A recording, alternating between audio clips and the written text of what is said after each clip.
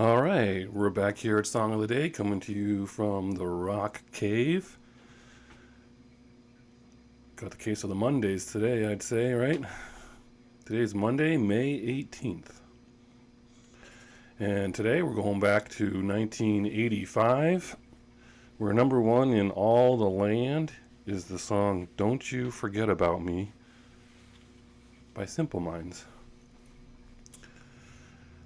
All of us of a certain age will never forget seeing that scene in the movie at the end where he gives her his diamond earring and walks off triumphantly with his fist in the air.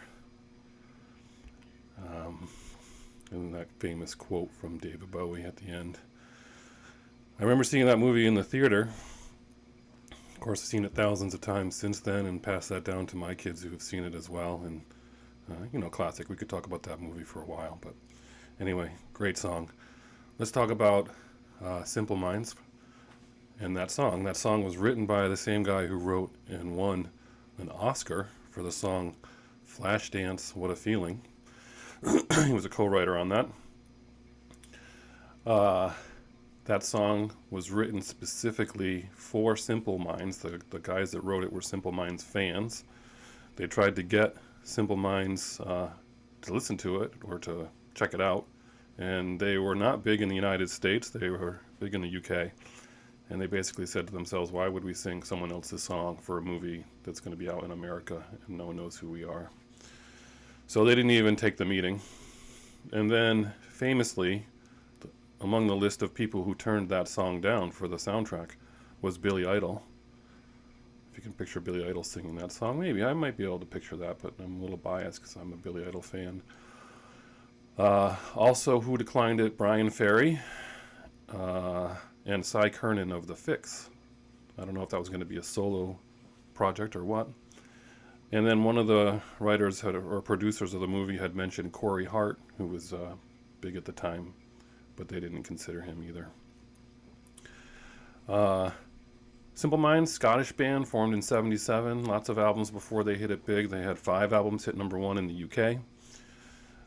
But when that single came out, that pretty much, they recorded it reluctantly finally, but then kind of forgot about it. And they were already there because they were working on an album already. But then it was just huge. Obviously huge. So they were working on Once Upon a Time, and they didn't even include that song on that album.